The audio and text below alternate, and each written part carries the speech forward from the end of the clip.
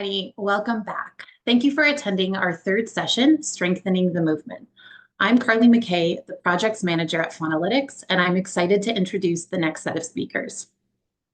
One of the most critical and exciting aspects of research is its ability to steer the ship of a global movement. With research and data, we are able to choose our tactics and interventions more carefully, weighing how impactful they are, and consider how to improve their effectiveness. We can step back even farther and think about how which animal species are the most in need of help, which issues are being neglected, and what regions of the world need the most support. So these are the questions that our next set of speakers will tackle. These four researchers will explore high-level questions like which intervention can reduce meat consumption the most, how can we learn from other social movements, and how many animals are actually in need of help in certain contexts. So first up is Willem Sleegers from Rethink Priorities, who will explain their new database on meat reduction interventions. Thank you. Hi, my name is Willem Sleegers. If you joined Fauna Connections last year, you might remember me from my talk on wild animal welfare. And while I still think that's very important, this talk will be about farmed animals, also something I care a lot about. And it's about a project that I've been working on together with Dr. Bastian Jäger. And it is all about this question. So, which interventions are most effective in reducing meat consumption or improving attitudes towards farmed animals? So this is a question we want to target or address using data, using the scientific method. So that means we have to look for academic papers, because there are lots of papers out there already testing different interventions. And not only are there individual papers, but there are also like review papers and meta-analyses already being conducted that try to take the aggregate across multiple papers, because you don't want to base your ideas on just a single study. You actually want to take in much more evidence than that and look at these reviews and meta-analyses. So these are great papers, but nevertheless, they are limited in some ways. For example, they're not always that accessible. They might be paywalled, of course, that's an issue. But they're also not always that easy to read, both the individual ones, but also the meta-analysis papers. So it's hard to get a good grasp of what it is that they're doing. Meta-analyses, papers, and reviews, they also have their specific limitations, like they might be limited in scope, only testing interventions of a particular type, or they're too broad. They might be testing like just a bunch of stuff, even though you have a much more specific question. And even though there are already quite a few out there, there are not that many that you can just choose the exact one that answers your question. So some flexibility would be great. They also are snapshots, because it takes a lot of time to make these papers, and also to get them published takes quite a while. So they might just be snapshots, so they're a bit outdated sometimes. Also important, I think, is that they obscure individual studies, because by having the focus be on the aggregate, you kind of lose track of what the individual studies are about.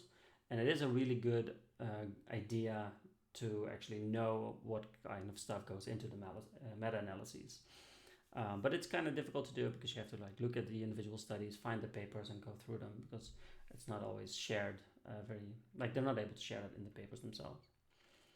So these are some limitations that we thought we could address with a new tool that we've worked on, we've created, called LIME. So LIME is the Library of Interventions for Meat Elimination. It has two core features. It makes it easier to navigate through scientific studies, as you'll see, and you can use it to obtain meta-analytic estimates of studies matching specific inclusion criteria. So in other words, you can run your own meta-analysis. So LIME is currently in beta, so definitely not done, but we do have a working version. It is available at that URL right there. It contains an initial set of studies that you can check out and run analyses on, with of course much more to come later. Now, I could talk about what the features are and what it kind of does, but I can also just show you. Let's take a look at LIME. There we go. That is the home page with a cool animation right there. It has a little bit of information on the homepage, but let's just dive right into the first tool, which is this Data Explorer page. So here we have a giant table, very long, as you can see. Not just very long, but also wide. Like many different columns containing different pieces of information about effects or papers or studies at different levels. So yeah, lots of information out there. We have the titles of the papers, the years they're published, whether it's open access, sample sizes, what kind of intervention, like what kind of appeal. Did they make like a factual appeal, they presenting facts, or did they focus on negative emotions, like how terrible it is? Did I maybe already apply some kind of filter? Nope. There we go. That's sneak peek right there. Different intervention aspects, like did they target your personal image or animal welfare or health or the environment, or what is the medium? Was it text-based or was it a presentation? So yeah, lots of information out there, which is maybe a lot, so we can actually filter it down a bit, like I already showed just a moment ago. So we can select columns, like we can say, we don't actually need the title, authors, or URL columns. We can also filter on rows, so you can say like, only give me papers between 2014 and 2024, ones that are open access, whose data is available. We only want papers that have, let's say, more than 500 observations. And let's just keep all of this selected, all different kinds of interventions, all different kinds of outcomes.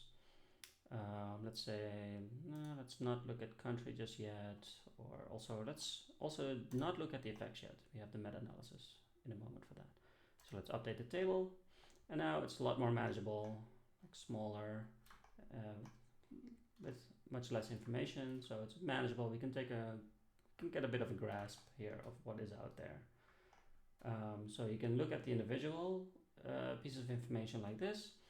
But you can also click on, let's say, this paper, and then we see a bit more information. It's a bit more textual, like a textual description of the interventions, like, participants watched a video about pigs in animal agriculture on a tablet, and also specific information about the outcomes. Like thinking about your diet over the past 30 days, how often did you eat meals or snacks that contain any type of pork? So you really get a good grasp of, okay, so this is what they did. And I think this is really nice, that you can get that information relatively quickly and easily with this tool. Now that is of course the data explorer tool. We also have our meta-analysis tool. So here we can run meta-analyses. So there we go, we're running a meta-analysis, and there we go. We just ran one. We ran a meta-analysis on 6 papers that contained 6 studies, 22 different effects, and almost 3,000 observations. It produced an effect size of 0.17. So this is a Cohen's d. So this is the standardized mean difference between the control group and the intervention group. So 0.17 is considered a bit small, but fairly normal for social psychology. So yeah, if this doesn't mean too much to you, we also came up with some other effect sizes, like the probability of superiority, which is if you take a random person from the intervention group and one person from the random person from the control group, what is the chance that the one in the intervention group will score higher than the one in the control group? So that might be a bit more intuitive. So higher numbers, more towards 100% is great, and 50% would be there's no difference. So it also shows, and also visually shows, that it's a relatively small effect. If you go back to the Cohen's d, we also see that the confidence interval is quite wide. So maybe this is because we only based it on a few papers. So let's increase it. So let's say we're not just interested in meat consumption, but just any kind of consumption, both actual behavioral consumption, still could be self-reported, or intentions are also okay. We limit it still to surveys. Let's also include food diary. Intervention aspects was only based on animal welfare, so let's increase it to health and environment as well. And let's include video and image as well. And then also negative emotions. And let's do these two as well. Okay, now we have 18 papers. Now we see that the effect size is higher, but also our confidence interval is now narrower. So at least this also indicates there seems to be a positive effect here. So this is great. This allows us to get a bit more grasp of if these are the things we're interested in, then indeed the aggregate seems to suggest some evidence for these types of interventions to work. Of course, if you want it to be more specific, like really just a particular type of intervention aspect or a type of appeal, then we need to have more studies for that to see if that actually works. But again, the database is like it's just an initial database, and we will be adding much more. and then it will allow us to get more evidence for really specific hypotheses. Now, lots more to say about this, but I am running out of time, so let's go back to the talk. I want to mention that there are a few limitations of Lime, so it still requires some expert knowledge to use. So even though it's easy to just include many different types of studies, you shouldn't always just include everything. So you have to think carefully about what makes sense to compare. So it still requires a bit of expert knowledge, although we will work on trying to make this easier and easier, even for non-experts. Some other nuances, like you can't formally test differences between factors. So even if you have an initial set of inclusion criteria and then a different one, just because you might find small differences in effects doesn't mean they're significantly so. Just wanted to mention that explicitly. And also no correction for publication bias, because that's actually quite difficult and there's no consensus on how to best do that. Just some examples of some limitations that we will be working on in the future. So like I said, Lime is currently in beta. Please test it out. Let us know what you think. We hope we can work on it together and we can like really make this a valuable tool for everyone. Now, Boston and I will continue to work on it in our free time, because that's what we've been doing for quite a while now. But we also applied for some funding, so hopefully soon we can get some funding and we can work on it much more and like really expand this, to hopefully produce a very valuable tool for everyone here to help farmed animals. All right, thank you, and I hope you can give it a shot, try it out, and let us know what you think about Lime.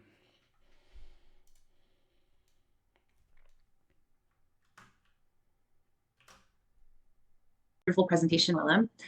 So I wanted to begin the Q&A by asking a bit more of a general question for our advocate friends who are maybe new to the academic space, who want to do this kind of meta-analysis research. I know you understand that Lime is a little bit of an advanced tool with some limitations. Do you have any advice for some of our advocate academic friends who want to get into this space and this research, but are a little bit new to it and not really sure where to start? Yeah, that's a great question. As to where to start, I think what to do is to become friends with a researcher. And so this event is perfect for that. So you can actually just contact us, and we can see whether we can answer any questions you have, or we can even use our academic connections to get you in touch with the people that you need. Like, for example, both Boston and I were not full-on experts on meta-analyses, but we are working together with someone who is, so we can then like forward questions like that. But so I do want to stress that point. It is still a bit of an expert tool. You want to talk to experts about this, work with them to how to best interpret or use this tool. Having said that, the reason why we're making this is to make it much easier to get into it. And I think the number one thing to check out if you want to just get into it is to just check out these individual studies, see what they're actually doing, what kind of measures are they using. And at least then that way, you just get much more of a concrete sense of what actually is going into these like tools. And then you can ask any more specific questions like, oh, how exactly are like these different kinds of studies combined into one? And what is that number that is being produced? What does that actually mean? Please just ask us. And we'll, of course, work on making the tool much more accessible to maybe address some of these questions already.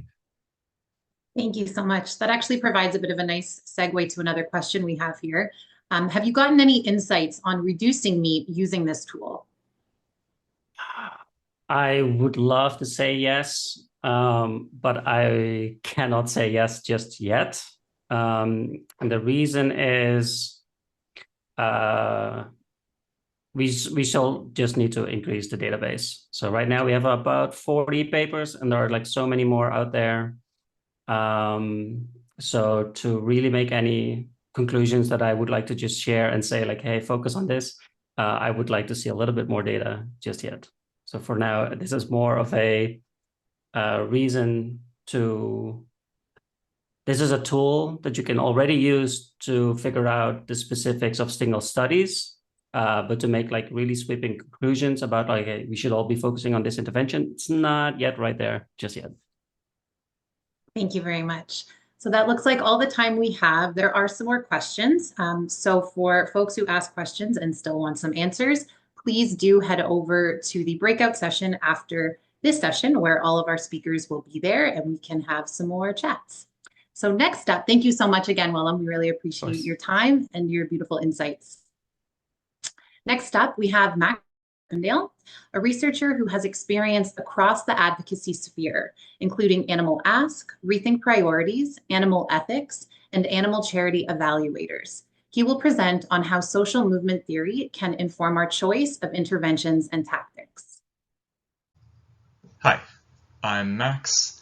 This is a talk on choosing tactics for your organization based on social movement theory.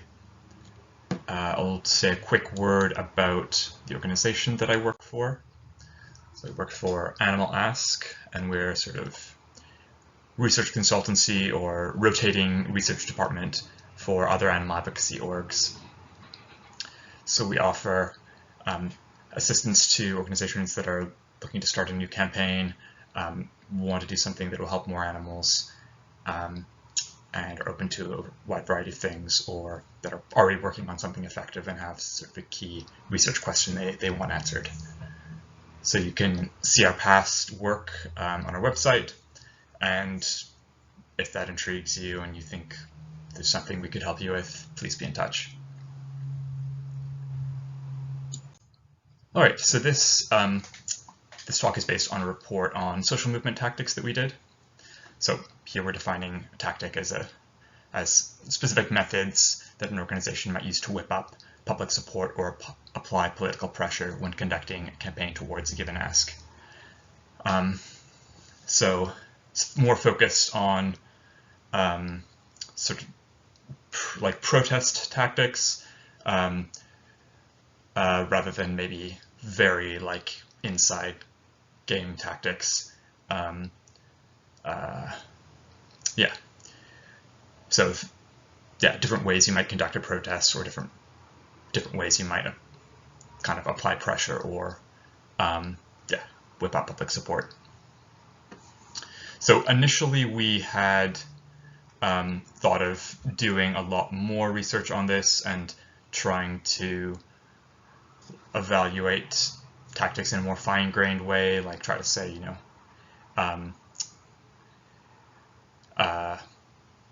maybe like see, you know, should groups be doing open rescues or not, and sort of give a very definitive answer to that, or give a more definitive answer to that. But with the epistemic status of our work being what we discovered that it is, sort of just there's very little experimental evidence on a lot of these things. There's a lot of judgment calls based on just what seemed to have worked for past cases or past social movements. So given all this, we decided to just write a report on more high-level findings, just general things to keep in mind when choosing social movement tactics. Along with we have a list, a spreadsheet of different tactics to sort of give you ideas as well. So one key framework to keep in mind for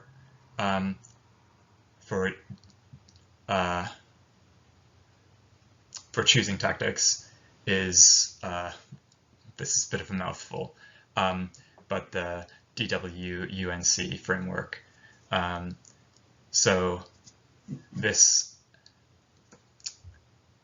different levels of evidence for the different categories here.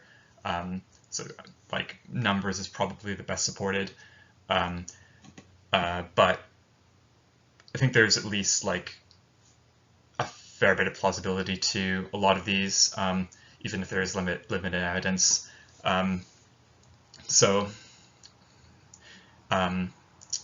Diversity is that the protesters come from a broad spectrum of society, so it's not just a sort of just like one group that can easily be marginalized and dismissed as not representative, that people could kind of see themselves coming to the protests and see themselves represented there. And worthiness is that the protesters or people implementing the tactic seem to be like of high moral character, that they're not just like all dressed in black and have combat boots and look like I don't know, that some politician might just be able to just dismiss them based on, you know, them being perceived as not motivated by actual virtue.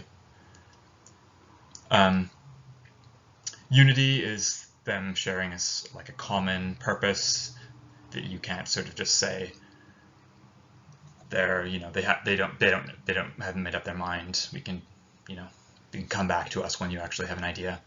And then numbers, this, yeah, very obvious one, just how many people represented. This really shows, like, yeah, if you have just a lot of people, you know, in front of a Tesco's, that kind of shows that, like, this is something a lot of people care about, because I don't know, there's a very few number of people who are willing to attend a protest, so you can expect a lot more to have that opinion in the broader public. And commitment, this shows that people care a lot about this. So this could be just doing like a longer protest, or like doing more frequent protests, or something that just shows that people are, yeah, just very committed, really want this, and are determined to make it happen. So there's some other factors to consider.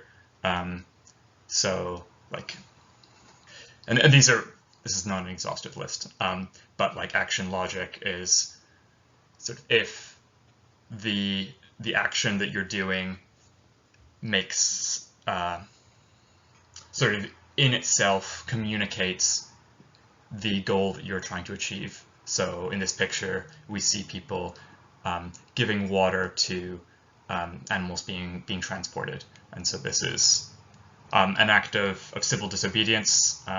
In a way, they can, in some jurisdictions at least, they can get in trouble for doing this. But it's, yeah, it should be very obvious to kind of anyone why they're doing this. Disruptiveness is sort of, this is not a clear thing. It's not clearly like good or bad in a given context. It's not like the other ones exactly where you always want to maximize this, but it can have a role. And then it's I think it's a very long discussion about like when you would want to be more disruptive and when you wouldn't. But it's something to consider. And then also violence versus nonviolence. This is something that's more clear, that you want your protest to be nonviolent.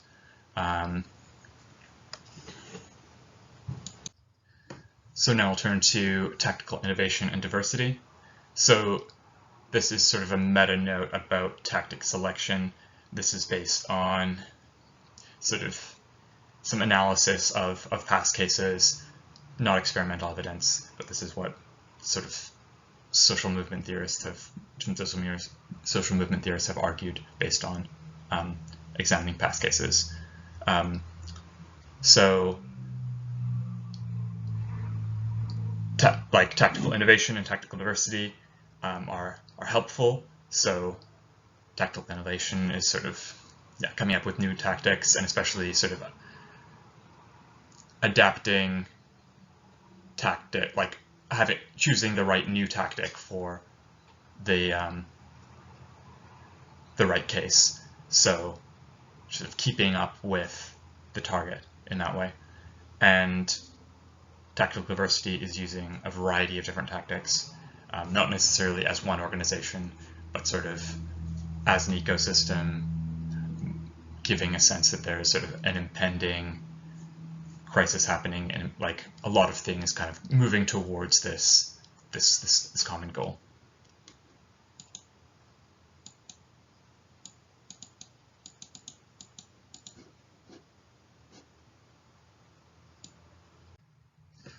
So finally, I'll just quickly note some practical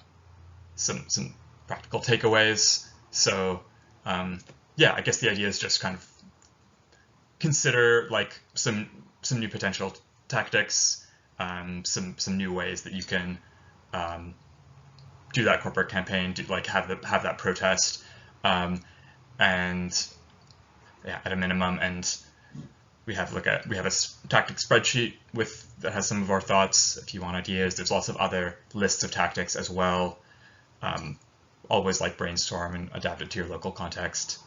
Yeah, that's all I have to say here. I will sign off. Yeah, happy to take questions now.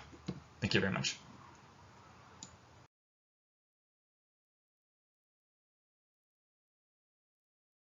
Thank you so much, Max. So we do have a question for you. Any thoughts on Erica Chenoweth's research on nonviolent action? It was fascinating to learn how they could be more effective and sustainable. Great. Yeah, thanks so much for listening to my talk. Yeah, so I think like her research is like basically the most comprehensive on sort of like analyzing like one particular aspect of what like tactical choice, and yeah, super comprehensive, like much more data driven than anything else you have out there. So yeah, just super interesting, super valuable. It's also I think just a very conclusive result. Like I think yeah, other kind of analyses are a lot like less clear. So I think that's definitely the result we can be most confident in, that we should not be using violent tactics. And I think there's also just other reasons to think in general for the animal advocacy movement why violent tactics may not be a good idea. And I think there's an issue where if one group decides to use violent tactics, it can be a sort of thing where they may decide to do it at the wrong time as well. So I don't know, even if you thought it would work in some cases, I think just having like just red line around that would be it's just necessary. So yeah, that's very good work, very important work. Thank you very much. We do have another question about where to access the resources, like the tactic list. So if you haven't, I would encourage you, Max, to put that in the chat for the attendees. Any links to the resources that you mentioned in your presentation? Yeah, we'll just put that in now. Perfect. So we do have time for one more question. And I just wanted to ask, what is the highest priority for your next research steps? So this was just a bit of, so we're not sure if we're going to continue with this line of research. We sort of went in like trying to get a better sense for our organization and to see if there would be more useful work to do here. But it's a bit of it's a very large thing to research. There's a lot to get into. So we're not sure we're best placed to do that. So we might if something comes up, but I would watch Social Change Lab on this as well as other research that comes up. So that's my current thoughts on that. Awesome. Thank you so much. We really appreciate your presentation and your time, Max. That is all the time that we have for questions. But if you do want to continue the discussion, please wait until the end of this session, where you can go into the breakout room with all the speakers from this session. So our next speaker is Sadie Jacobs, a research advocacy coordinator for the Physicians Committee for Responsible Medicine, who will present novel research that identifies the real number of animals used for testing in the United States. Hi, everyone, and welcome. My name is Sadie Jacobs, and I work as a research advocacy coordinator for the Physicians Committee for Responsible Medicine. Today, I'm going to be speaking about bringing government-funded animal experiments out of the shadows. And you might be wondering what this means. So in short, my organization has been working on compiling research on the number of animals currently in research laboratories in the United States.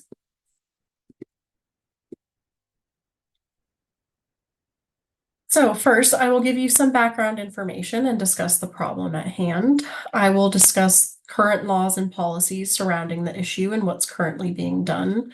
I will then discuss how other countries are handling the issue, what they're doing.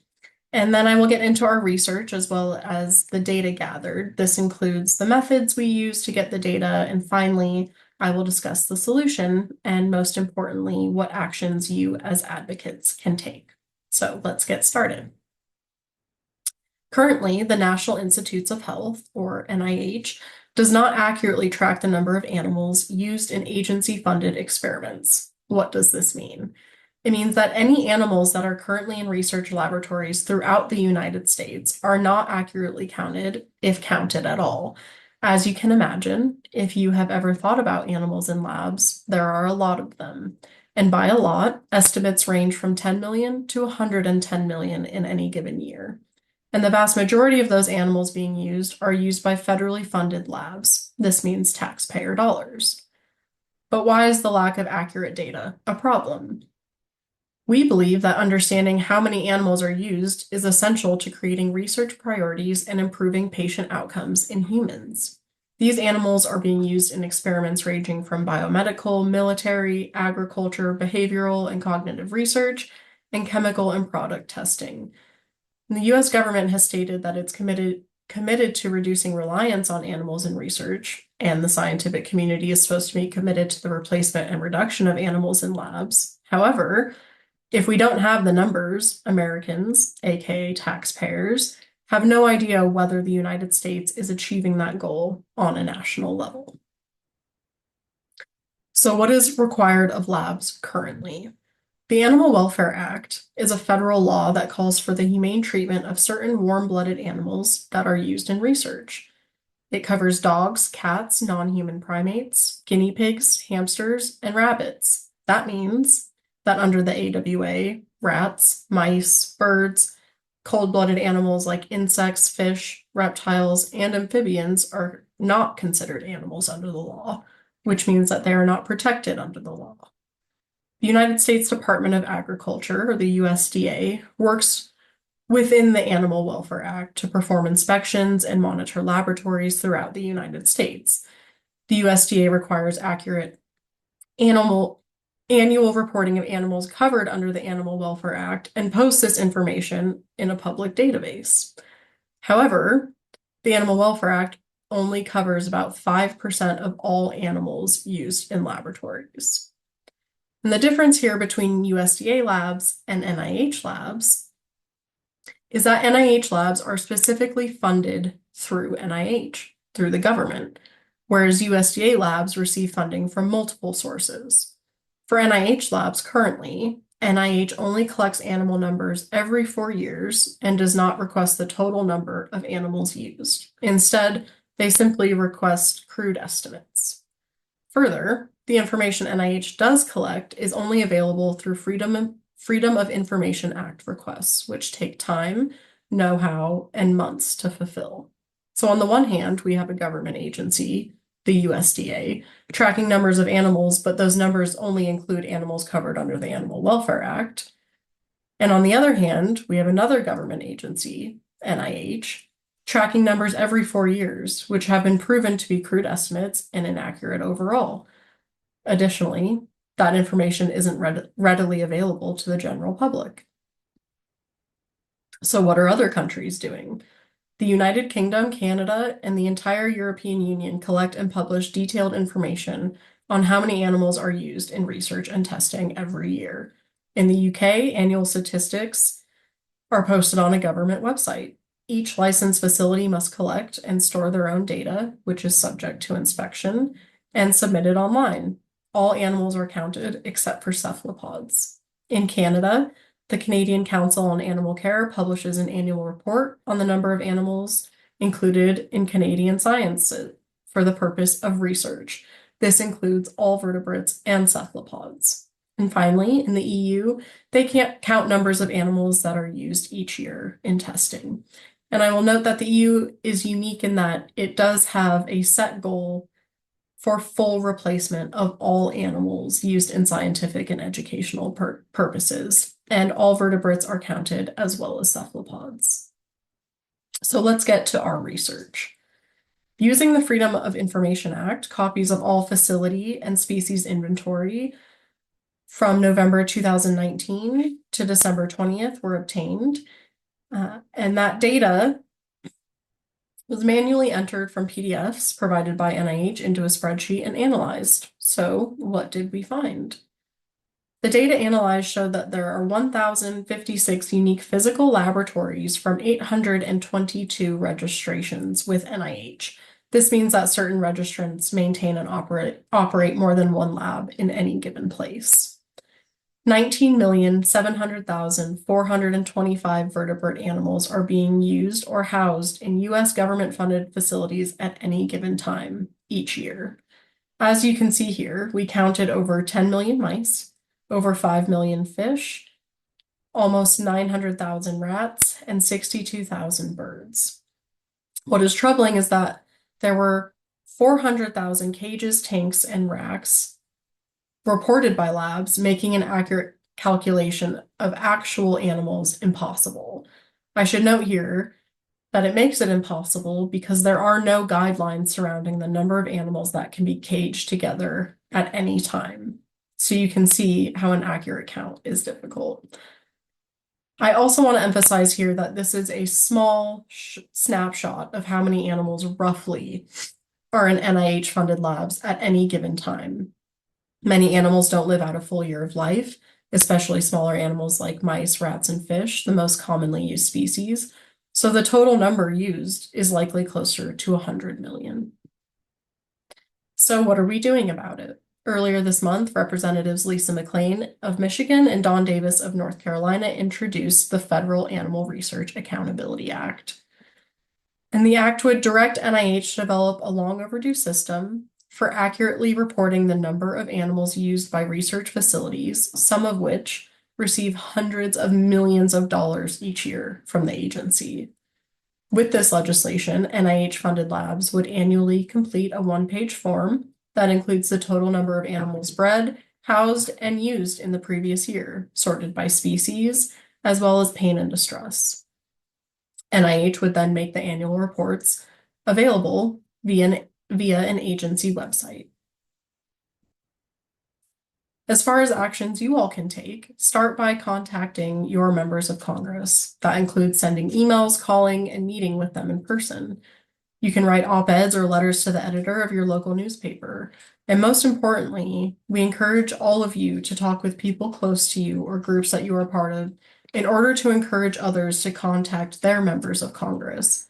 Many people inside and outside the animal advocacy movement don't realize that animals in scientific research aren't counted, and therefore, the more it's discussed, hopefully, the more action will be taken. I also invite everyone to follow the Physicians Committee on social media and sign up for our email alerts so you can share our content on this issue. I want to thank everyone for watching, and I'm looking forward to our Q&A session. I included my email here if anyone has additional questions they wish to send at a later time. Thank you so much. Thank you for your wonderful presentation, Sadie. Before we kick off the Q&A, Sadie does have one quick clarification about the status of the bill. Yes, thank you. And thank you everyone for joining. Before we jump into any of the questions, I just wanted to give a quick update on the bill I introduced in my presentation. Unfortunately, as of today, it has not yet been introduced, but we have been in communication with the sponsors of the bill and introduction is imminent. It's just somewhat of a waiting game now. So I want to assure everyone that it will be introduced. And in the meantime, I urge you to sign up for our emails. And we also have a webpage dedicated to the bill where you can receive updates. And I'm happy to put that link in the chat following the Q&A. Thanks. Thank you so much, Sadie. So our first question, is there any literature on the number of invertebrates besides cephalopods used in research anywhere? Yeah, so that's a great question, and I think that's part of the problem here, right? These labs aren't required by law to track the number of animals that they have in their labs at any given time. So while they're performing these experiments and using these animals, when you think about numbers like 110 million, and you narrow that down to maybe 1,000 labs using those animals under the NIH, that's millions of animals, right? So when we think about how many labs or how many animals each of these labs are using, they're not tracking that. So while they are tracking their results and what they have found in their research papers, they aren't required to track how many animals they have in their lab at any given time. Thank you. So our next question, I believe, is focusing on how do we mobilize hope in a space that feels kind of hopeless sometimes when it comes to reaching out to policymakers and trying to advocate for laws and bills? So what kind of advice do you have for people when we feel like there's a high fail rate on what we can do? Yeah, that's also a really great question, and I think it can be really discouraging. I think very similar to farmed animals or any other animal advocacy, when you look at the sheer amount of animals that are impacted by what we as humans are doing, I think it can be really difficult to think about. And the main thing that I put in my presentation about how to change this is to contact your members of Congress, because I think a lot of you would be very surprised at how interested they are, or the fact that they just don't know a lot of these things, just like the general public isn't aware of a lot of the things that happen to animals in labs or the sheer number of animals in labs. And so again, that's why I highlighted even just talking to your mom or your sister or your friends and telling them, hey, did you know that there's over 110 million animals used in labs every year for your sunscreen or vaccines or drugs? I think that alone really brings awareness to the issue and can help people think about what they do differently in their everyday life. I love that. Thank you so much. So we have another question. What are some of the examples of current alternatives to animal testing that we can advocate research universities to adopt? Sure. So that's something that we work on very heavily at the Physicians Committee, and we specifically work with a lot of universities who are still using animals to train physicians or train future doctors. And there are so many resources out there. I know Faunalytics talks about it a lot. There's Oregon on Chips. There's for the universities that use piglets to train physicians, they have, um, I'm sorry, the word is escaping me. I'm sorry, models, thank you, models. And they have humans, cadavers who replicate actual humans. And I think what's interesting when you look at animal testing as a whole is, we have outlawed testing on chimpanzees, which are the closest to us humans, because we just stopped that. And instead we continue to use mice and rats and rabbits and animals that have no connection to us whatsoever. But yes, there are so many models, and I'm happy to provide some resources in the chat after this, but they are so sophisticated and it's actually really exciting. Awesome, thank you. We have one more, we have time for one more question, and this is one of my own. I was just really curious, during your data collection, was there a lot of pushback? I would imagine that collecting data on something that people don't want you to collect data on. I'm just curious what the experience was there. Sure. So this was talked about a little bit earlier, but freedom of information requests through the federal government they're always difficult, right? And that information isn't publicly available because generally they don't want you to see that information. And what is so unique here is we're kind of on a certain level calling out the federal government saying, give us the information that you have, even though we know that you don't have this information, even though you should have this information. And so Freedom of Information Act requests always come with exemptions or ways that the federal government can get out of them. And we obviously experienced quite a bit of that. But we were able to get what we needed for this study in the sense of, okay, this is what we have, this is what the federal government has, and it is so wildly inaccurate and vague when it comes to how many animals they are actually using every year in their labs that they are funding with taxpayer money. So yes, we did experience some pushback, which is to be expected with FOIA requests. Wow, thank you so much for your beautiful presentation. And if anybody has any other questions, please stick around at the end for our breakout session where you can ask Sadie some other questions. Thank you so much again, Sadie. Speaker in this session is Katsuri Sekapur, a policy advisor for New Zealand, who will explore how we can learn from energy policies when advancing a plant-based transition. My name is Kasturi, and in this presentation, I'm going to talk about how we can learn lessons from the energy transition to shape decarbonization policies in the food sector. The energy transition, which is a shift from fossil fuel towards renewable and clean energy, has been driven in a large part by climate change policies. I believe that there are valuable lessons that can help us advocate for policies in the food sector to move rapidly away from animal agriculture.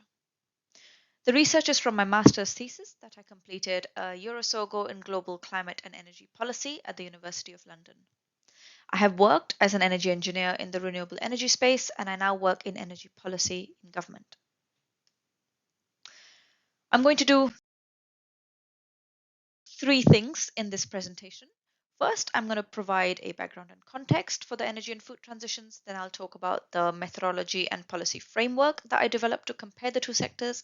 And then I'll summarize the key findings and recommendations. What's the context? The global food system is a major contributor to climate change. It is responsible for up to 40% of annual global greenhouse gas emissions and is the leading cause of deforestation and land use change. Most of these food system emissions come specifically from animal agriculture. Yet, to date, this has received little attention from governments. According to experts such as the IPCC, the Intergovernmental Panel on Climate Change, the greatest potential for reducing greenhouse gas emissions from the food system is a large-scale shift in diets away from animal-sourced foods and towards more plant-rich foods. But there is limited evidence of actual policy interventions to achieve this. And current trends are for increasing demand for animal-sourced foods at the global scale. Now, in contrast, the other major source of greenhouse gas emissions, the energy sector, is now in the early stages of a transition away from fossil fuel towards clean and renewable energy. We're now seeing a rapid uptake of clean energy technologies in many countries around the world. Global investment in clean energy is now double that of fossil fuels. And solar PV became the cheapest electricity in history in 2020. There is a real prospect of global energy emissions peaking and even beginning to fall in the next coming years. Now, of course, this transition is not yet fast enough, but there is real progress being made. And increasingly, people are making the connection between the energy and food transitions. So, for example, Bloomberg a few years ago asked if cow is the new coal.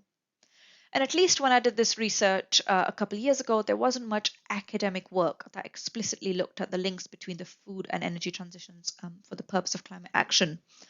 So I hope that this is a valuable contribution to this growing area of research.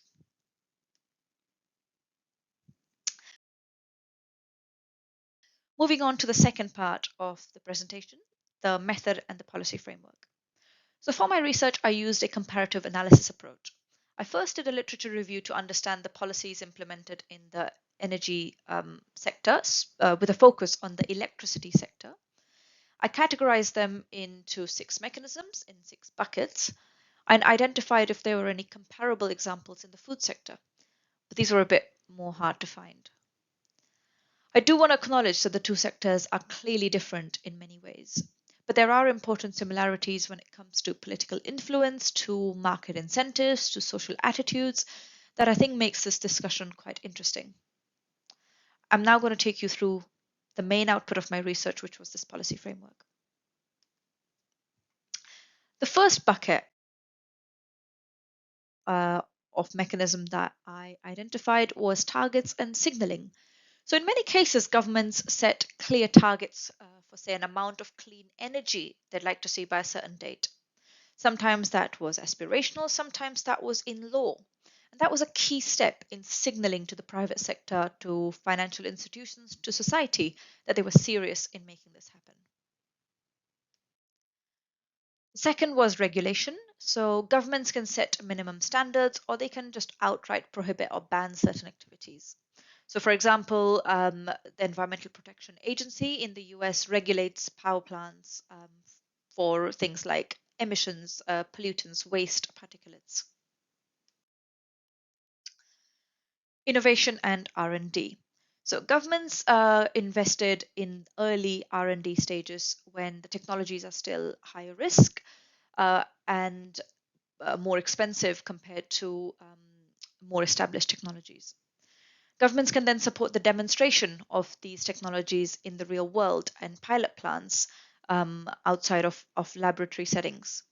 They can also collaborate with the private sector or with other countries to share knowledge, technologies, patents. The fourth bucket is taxes, subsidies, and financial incentives.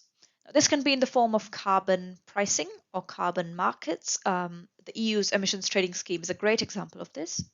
It can also be tax breaks, subsidies, or it can be driving the market demand through public procurement.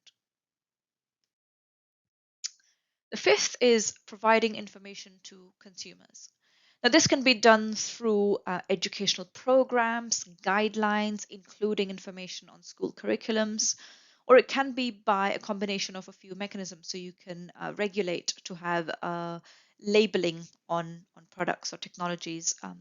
And the energy efficiency rating on appliances is a good example of providing information to consumers so that they can make the right choice.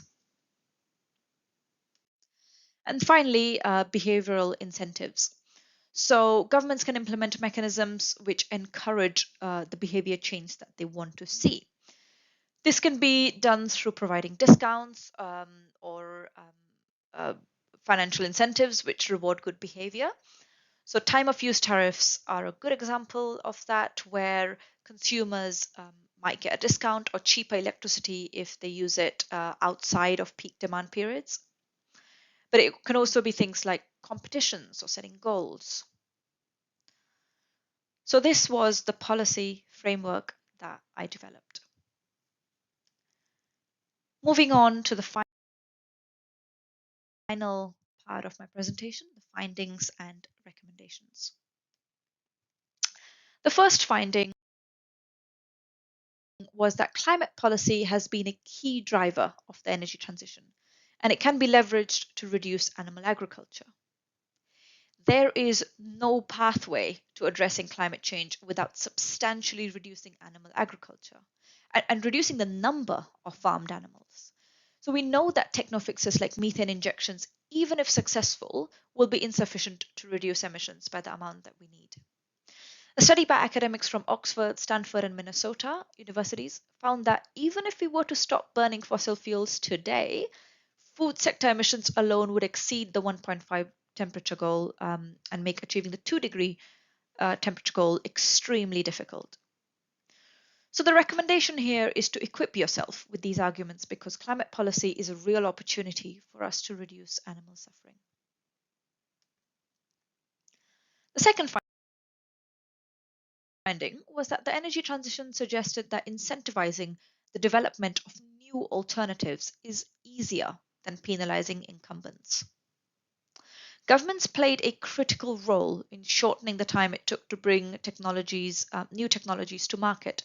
In the 1970s and 80s, the US government invested $1.7 billion in solar PV R&D. They created new institutions like the Solar Research Energy Institute. Then in the 2000s, the German government subsidized that technology when it was still comparably more expensive. And combined with Chinese manufacturing, this really drove the cost reductions that we see today. So I think that one of the major successes in the electricity sector was creating these genuine alternatives to fossil fuels that in many ways are better and cheaper and have co-benefits like energy security. Research has found that the main drivers for consuming animal products is cost, taste, and convenience. So it could be that the role of innovation is more suited to support cellular meats, precision fermentation in the food sector. And given that governments appear reluctant to regulate, tax, or even communicate the negative impacts of animal agriculture, incentivizing alternatives through innovation could be an effective early strategy. And finally, look, ultimately, the most effective approach for a just transition is an integrated package of policies. The energy transition has been moving at a different pace and scale around the world. And so there have been some climate policies that have worked better in some countries and not in others. So it all really depends on the context. But what we've seen basically is that they've worked best as an integrated package when they combine all the mechanisms that I identified earlier. So governments set targets, then they drive innovation, they incentivize market demand, they facilitate consumer choices. And this is a good model for food policy and for the food transition. So in summary, climate policy is a potentially useful route to reducing animal agriculture and animal suffering. And the energy transition provides useful examples that can help guide our advocacy. Thank you for listening.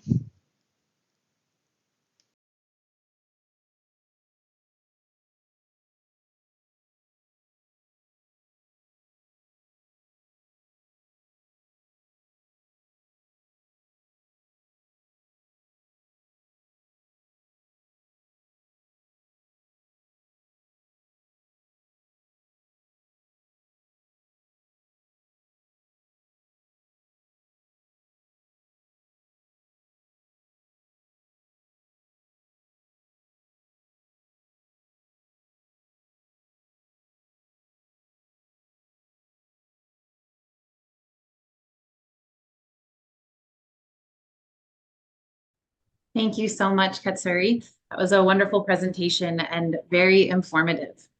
So we have a question for you. What mistakes from the energy transition can we learn from and hopefully avoid for incentivizing meat consumption reduction? I think that's probably one of the most important questions, right? Because I think as much as you can learn the positive things, it's more useful to learn how to not waste our time and how not to fall for the tactics that have delayed the energy transition. One of the biggest things, and there's a lot of research done on this, which I can pop in the chat in a minute, is the kind of lobbying tactics that the big oil industry has used. So we knew that climate change was happening because of fossil fuels back in the 70s and 80s, and yet it's taken us a really long time to actually act on it. And it's partly because there was doubts that were sown in society whether fossil fuels are even the cause of climate change. And there's work done. So Merchants of Doubt is a great book or a documentary for people to see how these tactics have come from the tobacco industry into the oil industry and now proliferating into the food sector and food industry, particularly the animal agriculture industry. So yeah, so in summary, just that's probably the important thing. Like how do we not fall for those, and how do we kind of learn to work around those? Which is, I think, one of my recommendations is working on the alternatives rather than fighting the incumbents has been a more effective way to bring about change. Awesome. Thank you so much. We have another question. So I sometimes get nervous that people will shift away from red meat for environmental reasons and eat more white meat and fish, which then kills more animals. Do you have any ideas on how to avoid this? A great question. You know what? I've heard so frustratingly so many people in the climate space that I work with who've said this, oh, I don't eat beef now, cows now, I eat chicken instead. And not only is that abhorrent from an ethical point of view, but it's not actually scientifically, there's no evidence to suggest that that is okay, well, let me reframe this. It's not factually true that that is a lower emissions compared to plant-based alternatives. So if you look at so you can argue from, if you take ethics aside, that chicken or fish, again, my research was mostly on land-based animals, but you can argue that that's less carbon intensive than red meat, which is absolutely true. Lamb and beef are the worst kinds of meats that you can have from a climate point of view.